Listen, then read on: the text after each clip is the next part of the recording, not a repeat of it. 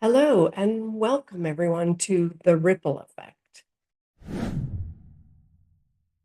How your energy shapes your animal's health and behavior. I'm so happy to have you here. I'm Victoria Sampleson, and I'm going to be your host for today as we dive in and discover how your energy affects your animals, and most importantly, what you can do about it. First off, I'm going to tell you a little bit about myself, who I am, and how I got into this kind of work. Then I'm going to talk a little bit about the science of the ripple effect, just a little bit of science. Then I'm going to show you some demonstrations on how this actually works so you'll be able to see it visually. And then I'm going to talk a little bit about how you can manage the ripple effect and help your animals' health and behavior. So, my intention with our time together is to be informative and enlightening, maybe create some aha moments for you, and provide you with a clear understanding of next steps to help your animals. So let's get into it. Okay, so a little bit about who I am. So, as I said, my name's Victoria Sampleson. I've been working with animals for about 20 years um, in this capacity. I've had animals all my life. I had cats when I was younger, and I had dogs and horses. And now I have a dog and a horse. I don't have cats because unfortunately I'm allergic to them, which is what I found out later in life. I love them, but it's problematic for me to have them in my home. So I visit, I have lots of friends' cats, I have lots of clients with cats, and I do love them. But right now it's dogs and horses for me. So the work that I started about 20 years ago, I started working with animals physically, massage therapy, cranial sacral therapy. That then morphed into working more energetically with animals, working on their energy field, helping them with Reiki, things like that. Then I moved into animal communication, which was a fascinating part of my experience, and I love it. Then I started moving into more work with animals emotionally, not just with the animals' emotions, but also with people's emotions and how they're interlinked, which is, spoiler alert, what we're going to be talking about today with the ripple effect. Then I moved into more of working with the mind, and I do that with hypnosis. So we're going to talk a little bit more about that a little bit later on today. So that's how my experience has morphed, and I help people radically change their animals' health and behavior issues. And we usually do that in about 3 weeks or less. So I'm going to talk a little bit more about that a little later, but let's get into the ripple effect. So while we probably haven't spoken personally yet, maybe we have, but we probably haven't. I know you're watching this because you've got an animal, maybe a dog, a cat, a horse, a bird, a lizard, a llama, some kind of animal. And maybe you've got multiple animals. And I'm guessing that one of them or some of them maybe have some health or behavior issues, maybe a combination of the two. And you're interested in helping your animal's well-being and finding new ways to discover how to help them in a really meaningful way. Let's just say things right now aren't ideal. You absolutely love them to bits, but something's just not right. And you've been trying a whole bunch of things, but none of it's really landing. Maybe you're experiencing things like anxiety or aggression, maybe excessive barking or resource guarding, maybe fighting amongst your animals. Maybe some of them have phobias, like they're sensitive to sound, thunderstorms, fireworks. Maybe there's depression, or maybe they haven't eaten their food in a while, and you're having trouble getting them to eat, or maybe they're eating too much. Maybe they're biting or weaving or spinning or um, hiding, hiding when people come over. That's a big one that a lot of people talk to me about. So they're doing some behavior things like that. Or maybe you have an animal with skin irritations, rashes, hot spots, eye infections, ear infections. Maybe they've got some pain.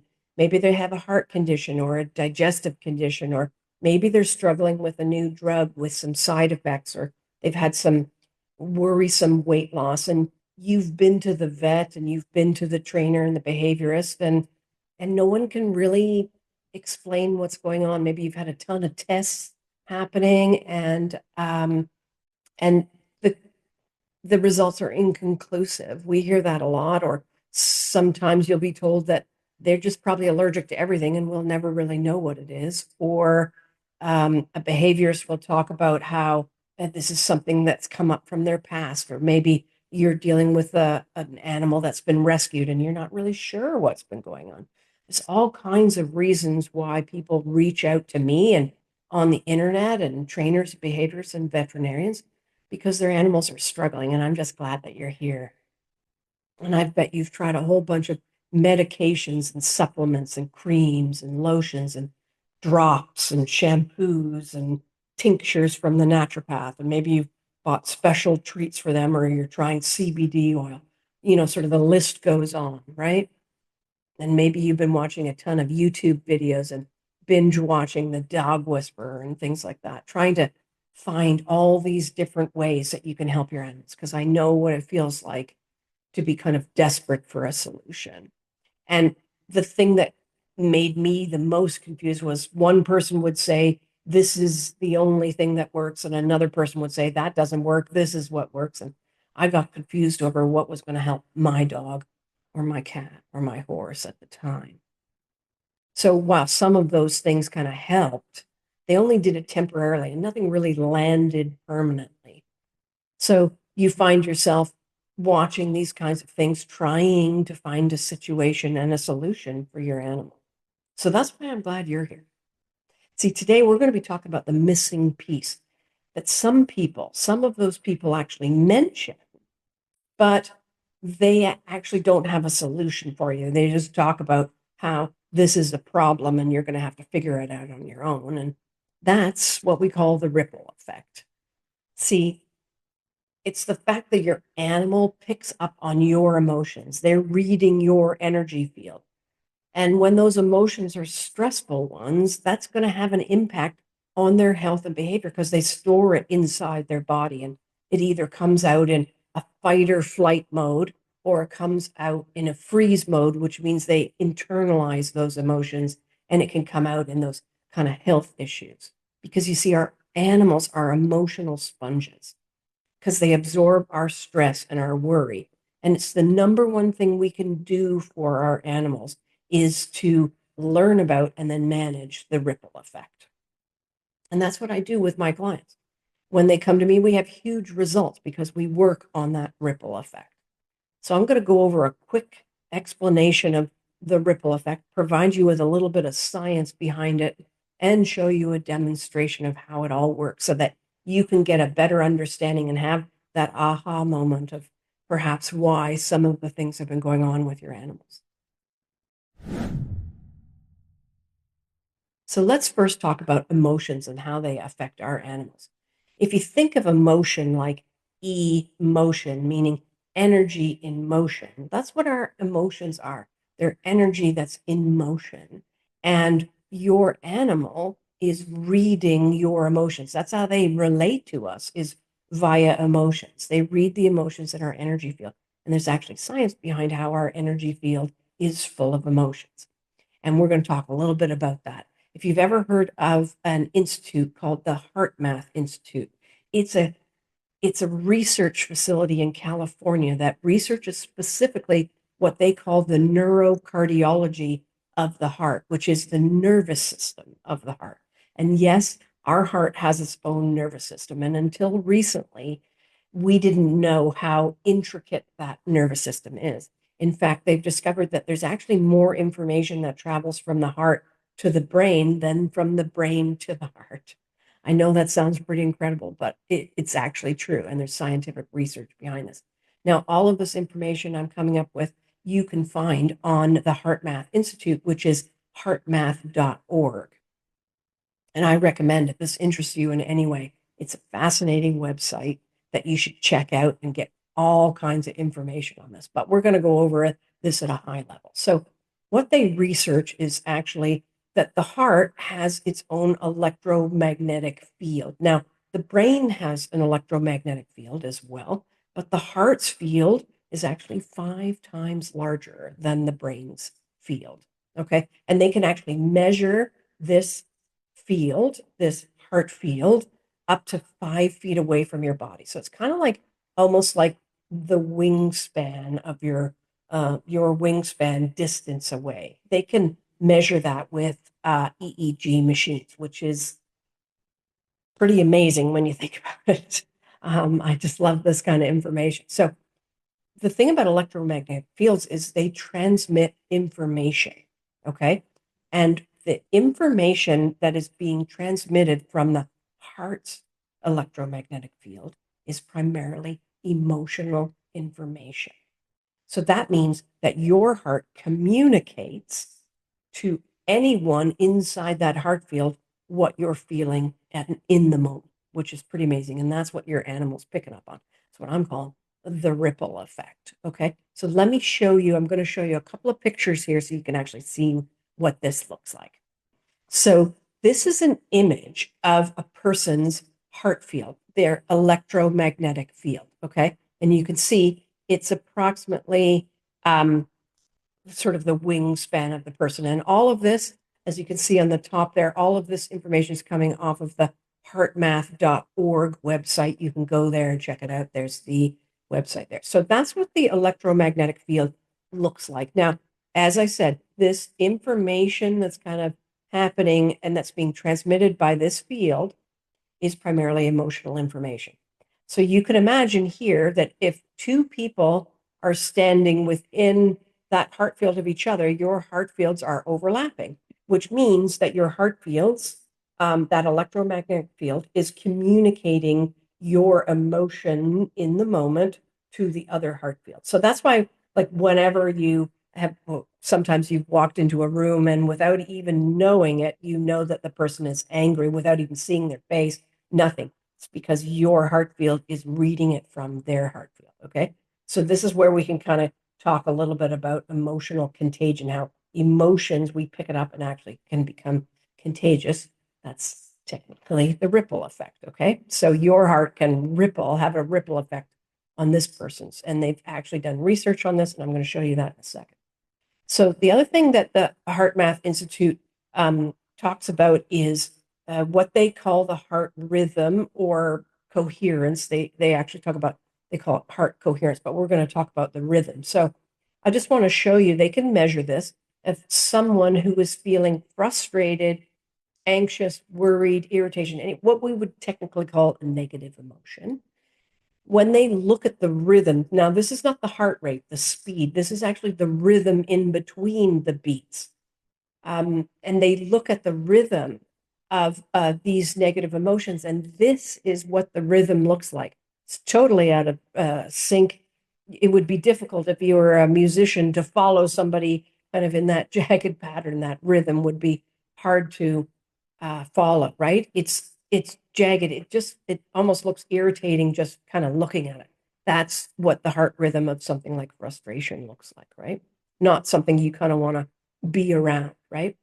Now, when we look at the heart rhythm of a positive emotion like love or appreciation, look at how nice and even that rhythm is. It's calm, it's even, it's flowing, right? You can kind of see how, oh, the heart gets into this beautiful rhythmical pattern when we're feeling emotions. And remember that that's what's being transmitted through the heart field. So they actually did a study, or they've done multiple studies, but this is one that they did.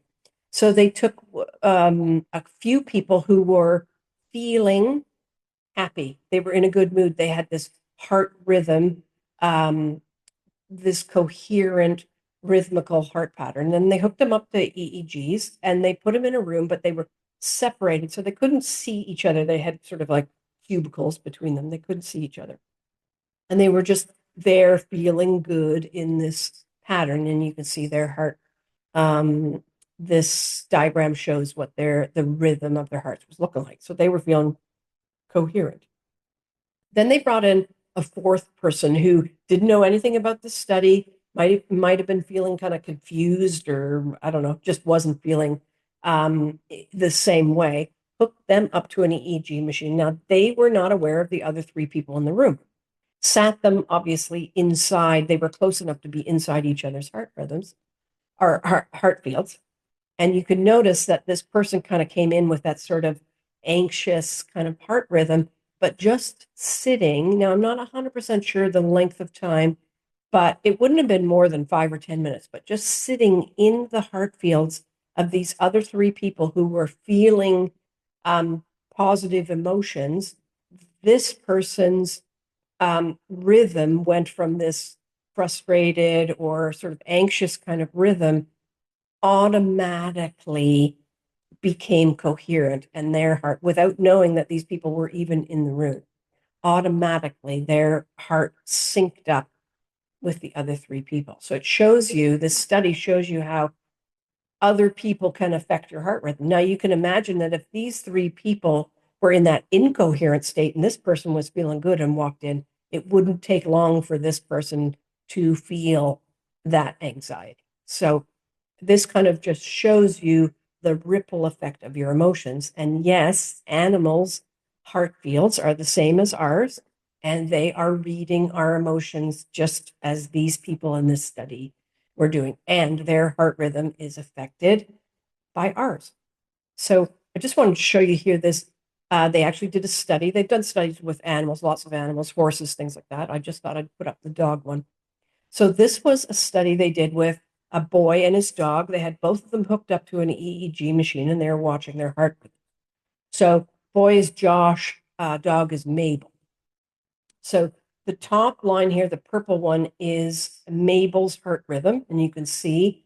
And then here's Josh's. Now, before they're in separate rooms, they're just monitoring the heart rhythm. You can see they're kind of all over the place, not really very rhythmical. And then Josh enters the room and just pets and loves on Mabel, and watch both of their heart rhythms change and actually sync up with each other. And then what happens is then they ask Josh to leave the room, and Mabel wants him to stay. So you can see both of their heart rhythms kind of go back to that anxious state because they're not together anymore. So you can see how the heart rhythms will sync up depending on what's going on and how each of them are feeling and what they're doing. So that is an example of the ripple effect. Okay, so before we begin, I just want to show you these. I don't know if any of you have ever seen these. These are dowsing rods. Now, dowsing rods, making sure you can see them there. So dowsing rods, these ones are made out of brass, but they'll either come in brass or copper. And dowsing rods are used to sense energy. If any of you have ever lived on a farm or know how they find water on a farm to dig a well, they actually use dowsing rods. They've used them for centuries. And somebody will walk along the property and they will wait for the dowsing rods to, sorry, excuse me, the dowsing rods will move either inwards or outwards to indicate that it's picking up on the energy of the water, and then they know where to dig the well. So I'm using dowsing rods in this example here, in this video, to demonstrate and to see the electromagnetic field, that heart field of people, and you'll see also of dogs too. So the first thing I'm doing in this video, I've got the dowsing rods in my hand, and the first thing I'm doing in this video is I'm going to just walk the dowsing rods towards an inanimate object so you can see that the dowsing rods don't move. I'm walking towards my fireplace here, and you notice that the dowsing rods remain straight. Okay, so that's just an object without energy. So now I'm going to walk towards my friend, and I want you to watch the dowsing rods, and you notice how the dowsing rods cross. And you can notice the distance that I'm at. That's her electromagnetic field. So the rods have sensed her energy and sensed her field. Okay. So now we know where her field is. What I'm going to do in this demonstration is I'm now standing just at the edge of her field, and I'm going to ask her in this demonstration, I ask her to bring up the feeling, so to remember a time when she felt frustrated. So you notice how the rods are not moving. They're right at her field, and we're going to watch what happens when she brings up the emotion of frustration inside her energy field. And she does this just by remembering a time recently when she was frustrated. So just have a watch of those rods. So she's going to bring up frustration now. And notice how the rods move. So the rods pick up the energy, or they actually move this way. It doesn't matter which way they move. You'll see in the next one they move the other way, but it doesn't matter which way they move, just that they move. Okay? And so she felt frustration. The rods moved with the frustration. Okay. There we go. So next, I'm asking her here. Again, I'm at the same spot. She's neutralized herself. She's just feeling kind of neutral right now. And now I'm going to ask her to bring up the emotion or remember somebody that she loves very much. So we're going to bring up the feeling of love. And again, the rods move outwards. The rods respond, let's say. Doesn't matter if they move out or in. It's just a response to energy. Okay. So now I'm just moving here. I'm just going to demonstrate my dog's electromagnetic field. So all I'm doing here is moving towards an empty chair where there's no energy, and you can see the rods don't move. So now I'm going to walk towards my beautiful dog here, Stanley, and show you his electromagnetic field. Okay, so you can see how the rods move. So animals have an electromagnetic field too. So which means they use that field to read our field, hence the ripple effect.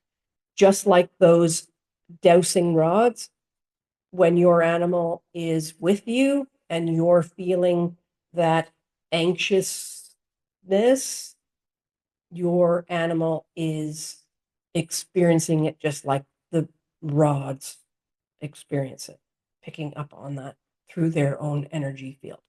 That's what we're calling the ripple effect. Okay, so this last one, this is going to be a fun one. I think you're going to enjoy it. So this is me. I'm going to approach her energy field now. I've asked her this time to bring up the emotion of angry. So remember a time when you felt angry. And as we did before, I just want you to watch those dowsing rods, but I'd also want you to pay attention to Stanley and his response. Okay, here we go. So the dowsing rods move. There you go. Does that feel like? And then notice the bark. Right? And then he immediately jumped on his toy, which is a kind of a frustration, redirecting a frustration response. So she felt anger. The dowsing rods moved, showing the anger, and then he barked. His response, he's standing, and the other thing is, notice how he's standing inside her energy field.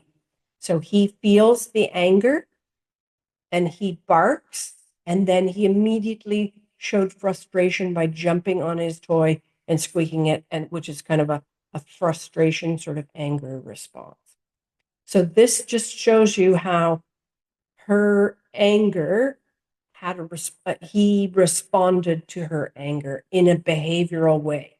Now, not every animal behaves or responds in a behavior way. Sometimes they will hold that emotion within them, and then that will come out eventually in things like skin rashes and irritations, eye infections, health issues, because they're holding that emotion within them, whereas he kind of expressed the emotion, so you could kind of see that come out in maybe like a leash aggression or even just an anxious, excessive barking, stuff like that. So I just wanted to show you this demonstration, how the way we're thinking and feeling, what that ripple effect does, that he demonstrated so beautifully. So now that we've seen that demonstration of the ripple effect and kind of learned a little bit about the science behind it, when you consider that ripple effect, you should be able to start to see how maybe some of what you've been experiencing and feeling in your own life maybe is being absorbed and then reflected by your animals, and how it's coming out maybe in some health or behavior issue. Let me give you a couple of examples of some of my clients and what they came to me for. So I had a woman come to me because her two cats were fighting. She wasn't able to let them be in the same room together. They would constantly attack each other. She had to close them off in separate rooms. One lived in one room and the other one lived in, she rotated so they could have, movement inside the house sometimes. It was a nightmare. She came to me. This had started, it wasn't always the case. Like she had one cat, and then I believe she rescued the other cat. And when she brought the other cat in, things were okay. Like they weren't best friends, but things were okay. They weren't laying on the couch together or anything like that, but they were able to be in this sort of same room together. And then something shifted, and the one cat started attacking the other for seemingly no reason. So she reached out to me, and I kind of dove in and learn some things. So one of the cats was a rescue and was found in a parking lot. We really didn't know anything about that cat and had been living on the streets for a while, so it was kind of slightly feral.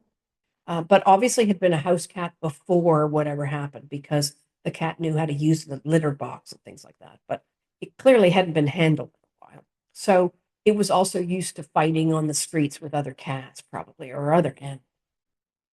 But the other major thing that I discovered was that my client had a partner that had been living with them at the time, and things weren't going so great. And in the end, she described it as they used to fight a lot. And then her partner moved out. And it was when we kind of looked back, she thought, yeah, you know what? The cats really started fighting when my partner and I started fighting.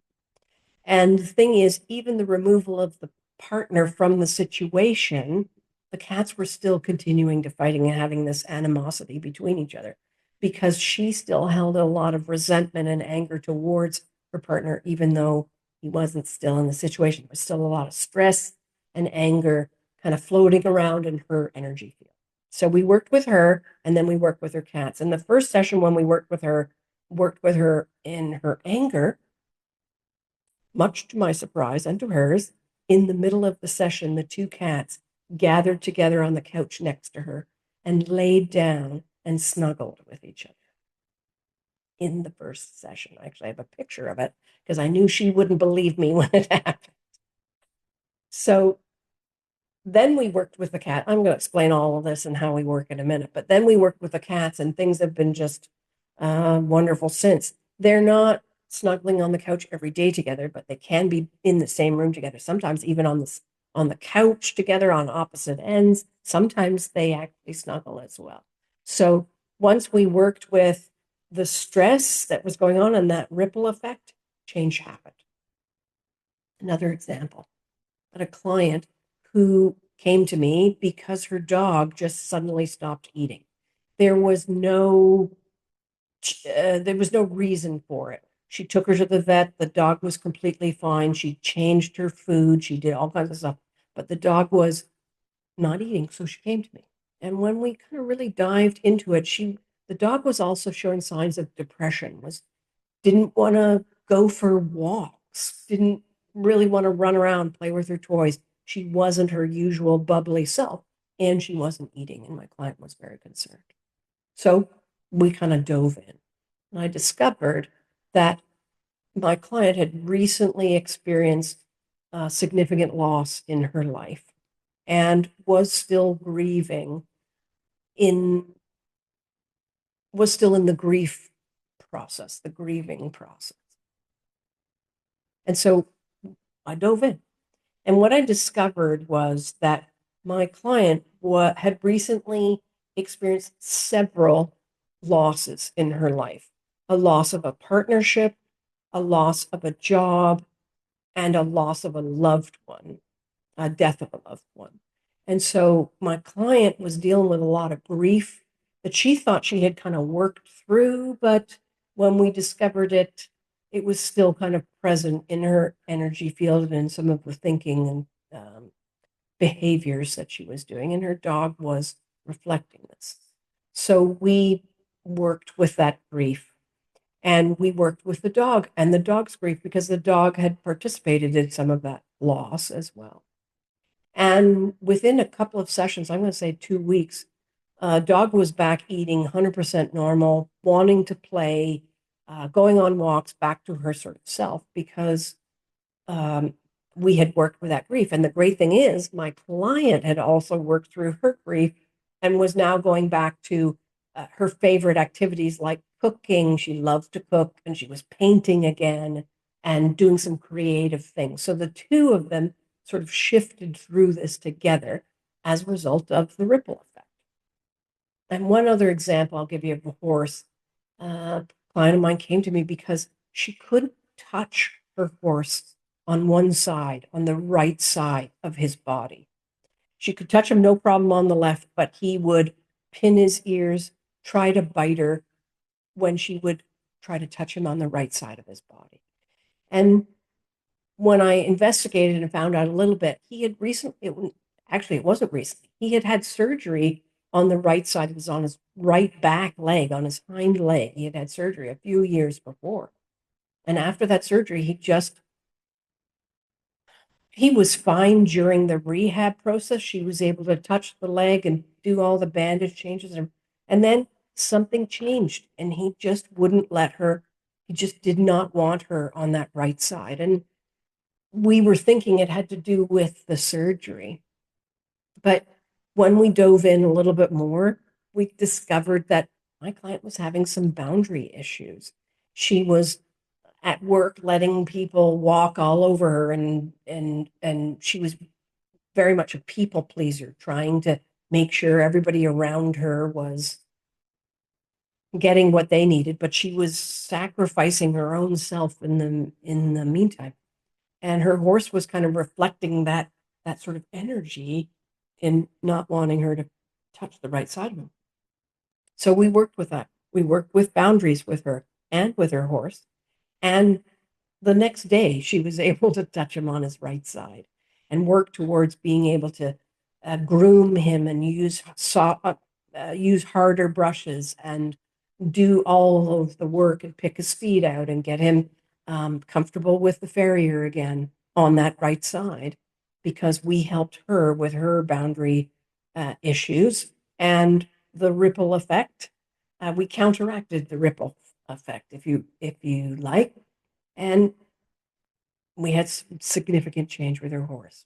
So those are just a few examples of a dog, a cat, and a horse that we made some changes as a result of addressing the ripple effect. And all three of my clients, I didn't mention this, had tried other things, had tried trainings, had tried changing their apartment around, had tried veterinarian care. And not that veterinarian care was not needed, but they weren't getting the answers or things that they were trying weren't landing. It wasn't making a lasting effect on all three of those cases. It wasn't until we addressed the ripple effect that those things that they'd been doing, the cat trees and different cat trees and multiple litters and all of that kind of stuff, actually started working because we worked on that emotional contagion that had been happening.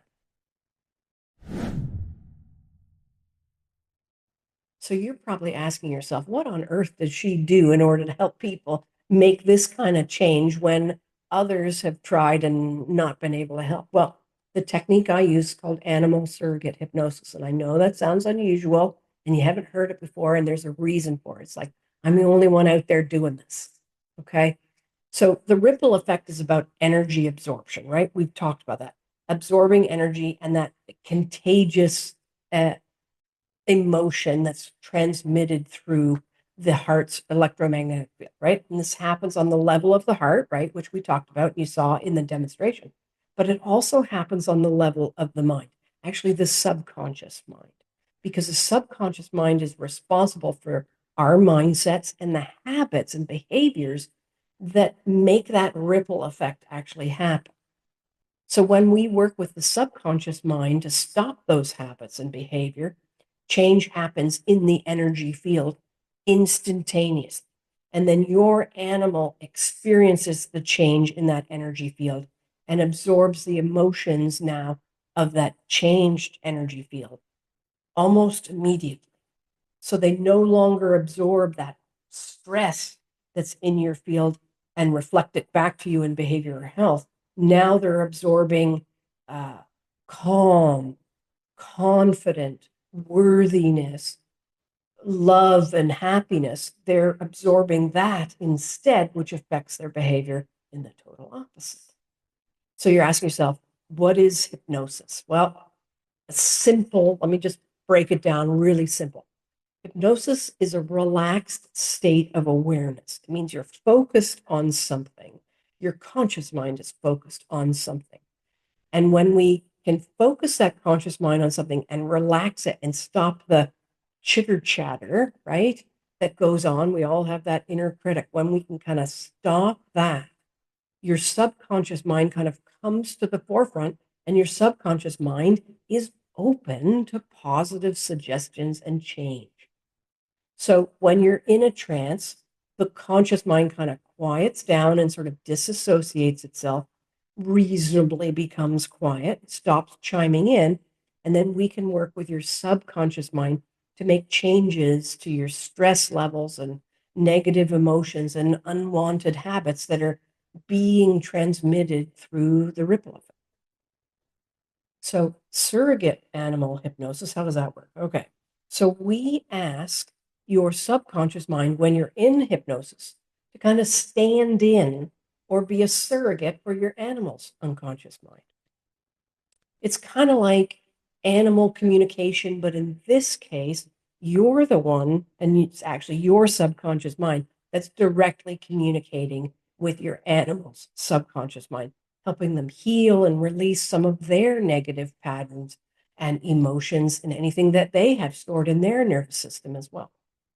So, doing all of this, working with your subconscious mind and your animal's subconscious mind, results in health and behavior changes for your animal and for you. That's the awesome thing. You get the benefit of this, not just them. And when people come and work with me one on one, they're amazed at the results that they get actually pretty quickly.